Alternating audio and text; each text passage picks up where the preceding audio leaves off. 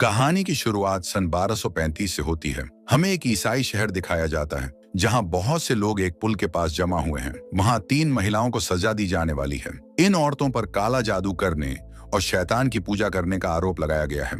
यह वह टाइम था जब महिलाओं पर ऐसे आरोप लगाकर उन्हें पनिशमेंट दी जाती थी। सोल्जर उन 3 महिलाओं के गले में रस्सी डाल देते हैं। वहां खड़ा पिस्ट, जिसके हाथ में एक पुरानी किताब है, उनसे कहता है कि अगर तुम सब अपने गुनाह कबूल कर लो तो तुम्हारी आत्मा को माफी मिल जाएगी। उनमें से एक महिला, जो बहुत जोर जोर से रो रही थी और अपनी जान की भीख मांग रही थी, वह कहती है, हाँ, मैं एक्सेप्ट करती हूँ कि मैंने शैतान की पूजा की और काला जादू करने की कोशिश की। दूसरी महिला कहती है, मैंने सिर्फ दवाइयां बनाकर भेजी, मैंने कभी भी काला जादू नहीं किया। लेकिन जो तीसरी महिला थी, उसे बिल्कुल भी डर नहीं था। उसने पादरी की ओर देखते हुए कहा, तू नरक में जलेगा। इसके बाद उन तीनों महिलाओं को फांसी दी जाती है और उनकी लाशों को पानी में डुबो दिया जाता है। इसके बाद वहां मौजूद सभी लोग जाने लगते हैं। तब फादर सिपाहियों से कहता है, हम इन्हें ऐसे नहीं छोड़ सकते, हमें इन लाशों को बाहर निकालना होगा ताकि मैं अपनी सालों पुरानी किताब से मंत्र पढ़कर इनकी आत्माओं को शुद्ध कर सकूं। लेकिन सिपाही कहते हैं, अब यह दोबारा जिंदा नहीं होंगी, और वहां से चले जाते हैं। पादरी को इस श्राप के बारे में पता था, इसीलिए रात में वो अकेले ही उन बॉडीज को एक एक करके पानी से बाहर निकालने लगता है और उन पर मंत्र पढ़कर शुद्धिकरण करने की कोशिश करता है। सेकंड बॉडी थोड़ा बहुत रिएक्ट करती है और शांत हो जाती है। लेकिन जब वह तीसरी लाश को बाहर निकालने जा रहा होता है तो लाश का वजन इतना ज्यादा होता है कि पादरी खुद पानी में गिर जाता है। जैसे ही वह पानी से बाहर निकलने की कोशिश करता है तो कोई उसका पैर पानी के अंदर खींचने लगता है। वह ऊपर आकर देखता कि तीसरी लड़की जिंदा हो जाती है और शैतान के रूप में अपने पावर्स से उसकी किताब को जला देती है और पादरी को उसी पुल से फांसी पर लटका देती है। यहीं से सीन कट होता है। इसके बाद स्टोरी सन 1332 की दिखाई जाती है, जहां हमें दिखाया जाता है कि ईसाई धर्म पूरी दुनिया में फैल रहा है और इसके साथ ही बड़ी बड़ी लड़ाइयां हो रही हैं। इन्हीं लड़ाइयों में 2 ईसाई योद्धा भी शामिल थे। ये दोनों बहुत ही अच्छे फ्रेंड थे। एक का नाम था बेहमन और दूसरा था फेल्सन। ये दोनों बहुत ही ताकतवर योद्धा थे और कई सालों तक धर्म के नाम पर युद्ध करते रहे। इन्होंने कई लड़ाइयां लड़ी थीं और आज तक कभी हार नहीं मानी थी। सन 144 में स्मिर्ना की जंग के दौरान ये लोग एक शहर पर हमला करते हैं और उसे अपने कब्जे में ले लेते हैं। लेकिन इसी दौरान बेहमन की तलवार से गलती से एक मासूम लड़की की जान चली जाती है। ये देखकर उसका दिल पिघल जाता है और वह आसपास देखता है कि वहां कहीं बच्चों और औरतों की जान जा चुकी है और वह अपनी लड़ाई वहीं रोक देता है। बेहमन कहता है कि मैंने ईश्वर के लिए लड़ने की शपथ ली थी, बच्चों और मासूमों का कत्ल करने की नहीं।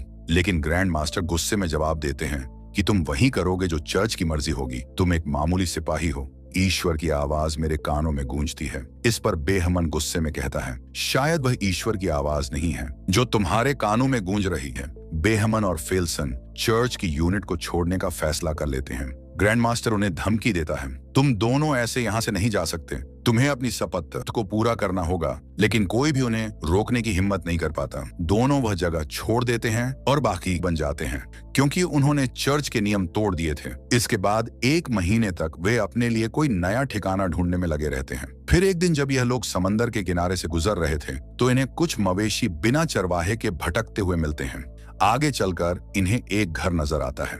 जब ये लोग उस घर के अंदर जाते हैं तो वह घर खाली होता है। घर की तलाशी लेने पर इन्हें घर के मालिक का पता चलता है। वहां एक आदमी और एक औरत बुरी हालत में लेटे होते हैं और उसका पति बिस्तर पर मरा हुआ मिलता है। दोनों एक खतरनाक बीमारी के कारण अपनी जान गंवा चुके थे।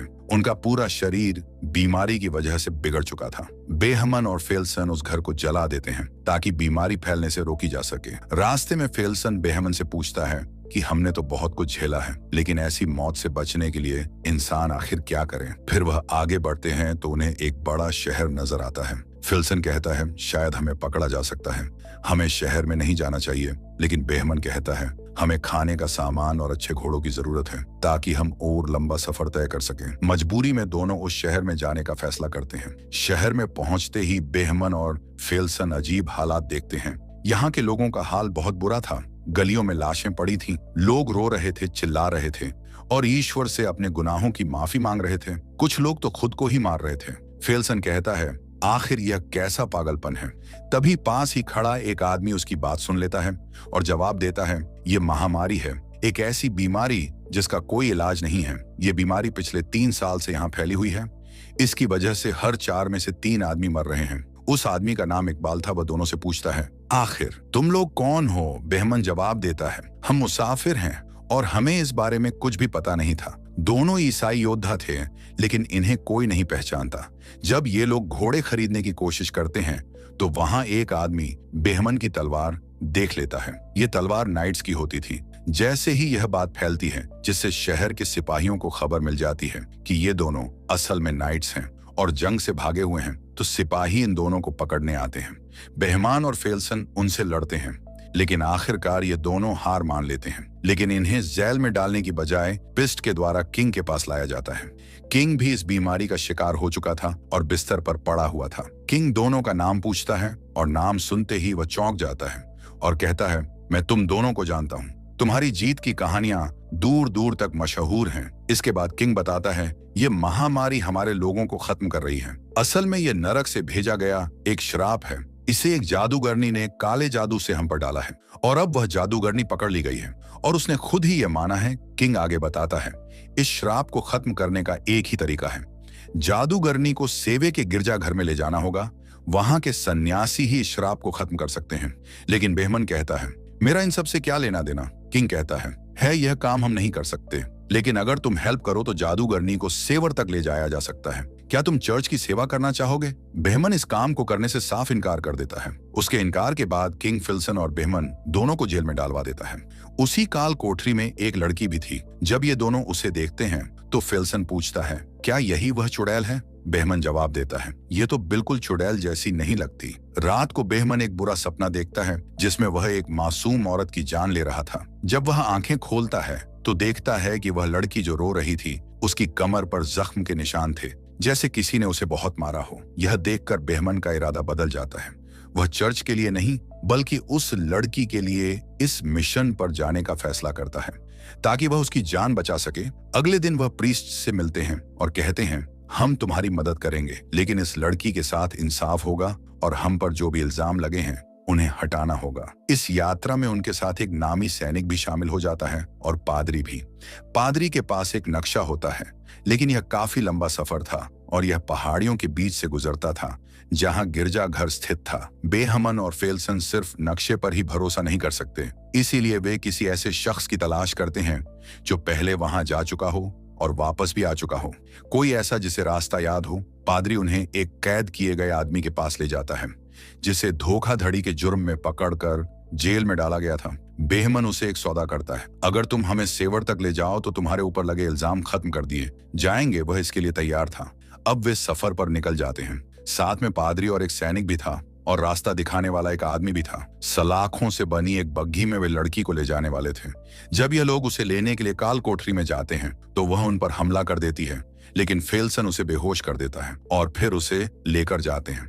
जैसे ही वे शहर से बाहर निकलते हैं, वहां के किंग की भी मौत हो जाती है। चलते चलते वह आदमी जो रास्ता दिखा रहा था लड़की को देख रहा था, तो वह पादरी से पूछता है, क्या यह हमें धोखा दे सकती है? पादरी उसे समझाता है, अपना ध्यान कहीं और लगाओ, ये तो सिर्फ तुम्हें डराने की कोशिश कर रही है। अकाट कहता है, तुम्हें कैसे पता कि यह लड़की जादूगरनी है और श्राप देने वाली भी यही है? पादरी कहता है, ये गांव में मिली थी। ये कुछ ऐसी बातें कर रही थी जिसे कोई भी नहीं समझ पा रहा था, और जैसे ही इसे हमारे शहर में लाया गया, 7 दिन बाद महामारी फैल गई। जहां से भी यह गुजरी वहां का यही हाल हुआ। अकाठ कहता है, हमारे गांव में किसी भी लड़की के आने की खबर नहीं सुनी, फिर भी वहां महामारी आई है। चलते चलते बेहमन और फेल्सन के बीच भी बातचीत होती है। फेल्सन कहता है, कोई हमारा पीछा कर रहा है, इसलिए वह रुकने का फैसला करते हैं।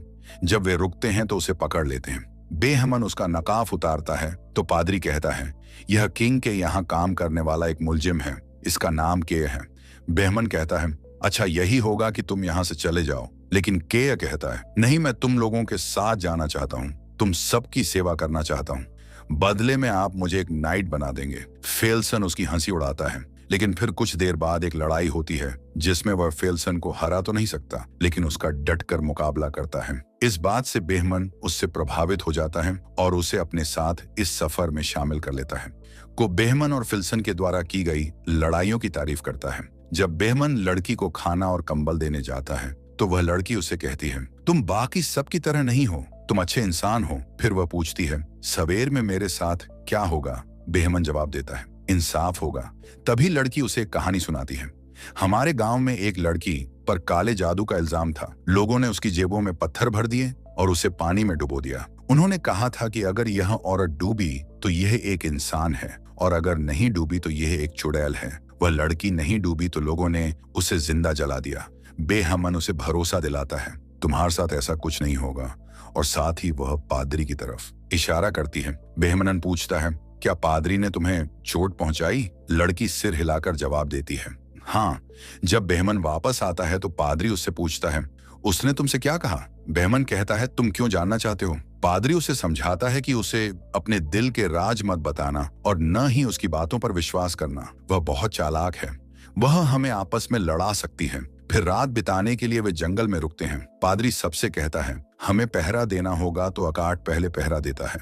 वह उस लड़की की तरफ देख रहा था। कुछ घंटे बाद जब पादरी उसके पास आता है तो अकाट कहता है, यह लड़की मुझे मेरी बेटी की तरह लग रही है। ये सुनते ही लड़की उदास हो जाती है। जैसे ही अकाट जाने वाला था, लड़की रोने लगी। वह कहती है, मुझे इस पादरी के साथ अकेला मत छोड़ो। अकाट पूछता है, तुम्हें इससे डर क्यों लगता है? इतने में लड़की अकाट को पकड़ लेती है। उसे बचाने के लिए पादरी जैसे ही आगे आता है, लड़की पादरी का हाथ जख्मी कर देती है और उसके गले से चाबी ले लेती है और वहां से भाग जाती है। यह शोर सुनते ही बेहमन, फेल्सन और के वहां पहुंचते हैं।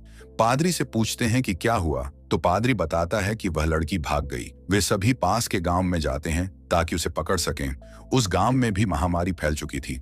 वहां ज्यादा लोग नहीं थे और जो थे वे बीमार थे। फिर लड़की अपनी शक्तियों का इस्तेमाल करने की कोशिश करती है। जैसे ही वह अकाट को अकेला धकती है तो वह उसकी बेटी की तरह आवाज निकालती, जिससे अकाट को वह अपनी बेटी जैसी लगती है। वह उसकी ओर बढ़ता है तो के को लगता है कि शायद वह उसे मारने के लिए बढ़ रहा है।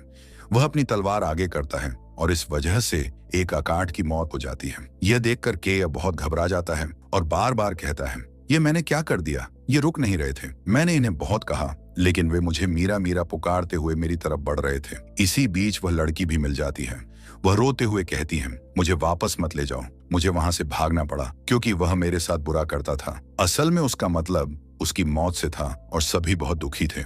अगली सुबह लड़की को वापस बग्घी में कैद कर लिया जाता है और वह फिर से सेवर की ओर अपना सफर शुरू करते हैं। मगर जाने से पहले पादरी बेहमन से कहता है कि तुम और बाकी सब लोग अपनी प्राइवेट बातें जादूगरनी के सामने मत करना, क्योंकि वह इन बातों का इस्तेमाल हमारे खिलाफ कर सकती है। कल रात अकाट अपनी बेटी के बारे में बात कर रहा था और जादूगरनी ने वह सुना, और अब देख लो उसका परिणाम। चलते चलते वे लोग रस्सी और लकड़ी के एक पुराने पुल के सामने रुक जाते हैं। एक आदमी कहता है कि मैं काफी साल पहले यहाँ आया था, तब यह पुल ठीक ठाक स्थिति में था, लेकिन अब यह बहुत कमजोर हो चुका है। इसे पार करना खतरे से खाली नहीं होगा, खासकर तब जब उनके पास भारी भरकम बग्घी हो। फिर भी वे पुल पार करने का फैसला करते हैं और बग्घी को रस्सी से बांधकर धीरे धीरे आगे बढ़ाते हैं। इस दौरान पुल टूटने लगता है और के मरते मरते बचता है, लेकिन लड़की उसकी जान बचा लेती है। किसी तरह वे पुल पार कर लेते हैं, लेकिन जैसे ही वे दूसरी तरफ पहुंचते हैं, पुल पूरी तरह टूट जाता है। पुल पार करने के बाद वे एक खतरनाक जंगल में दाखिल हो जाते हैं, जहां रास्ता बिल्कुल भी साफ नहीं दिख रहा था। मजबूरी में वे जंगल में रात बिताने का फैसला करते हैं। रात में के लड़की के पास जाता है और उसे धन्यवाद देता है कि उसने पुल पर उसकी जान बचाई, लेकिन इतने में बेहमन वहां आ जाता है। लड़की बेहमन से ऐसी बातें करने लगती है जिससे बेहमन को उस पर शक होने लगता है। रात के बीच में बेहमन की नींद खुल जाती है क्योंकि वह एक बुरा सपना देख रहा था। जागने पर वह देखता है कि एक आदमी हथियार लेकर बग्घी के पास खड़ा है। बेहमन उसे देखकर चौंक जाता है और वह कहता है, इसकी वजह से हम सब मारे जाएंगे, इसे मार डालो, इससे छुटकारा पाओ, कोई हमें नहीं रोकेगा। तभी फेल्सन वहां आता है और उस आदमी के हाथ से हथियार छीन लेता है। उसी समय लड़की उनकी बातें सुन रही होती है और अचानक वह भेड़ियों जैसी आवाजें निकालने लगती है। इससे पहले कि कोई कुछ समझ पाता, भेड़िए उन पर हमला कर देते हैं। पहले तो वह सब मिलकर भेड़ियों का सामना करते हैं और उन्हें मार देते हैं, लेकिन उन्हें एहसास होता है कि काफी सारे भेड़िए उनकी तरफ बढ़ रहे हैं, तो वह सभी वहां से भागने का फैसला करते हैं। लेकिन भागते समय उनका एक साथी शिकार बन जाता है और वे उसे बचा नहीं पाते। इस बात से बेहमन बहुत दुखी होता है। अगली सुबह वह लड़की को मारने का फैसला करता है, लेकिन पादरी बीच में आकर कहता है, मैं तुम्हें ऐसा नहीं करने दूंगा। बेहमन उसे दूर धकेल देता है। तभी फिल्सन वहां आता है और बेहमान से कहता है, मंजिल पास है, हम वहां पर पहुंच गए हैं। बेहमन अपना इरादा बदल देता है और गिरजा घर की ओर अपना सफर जारी रखता है।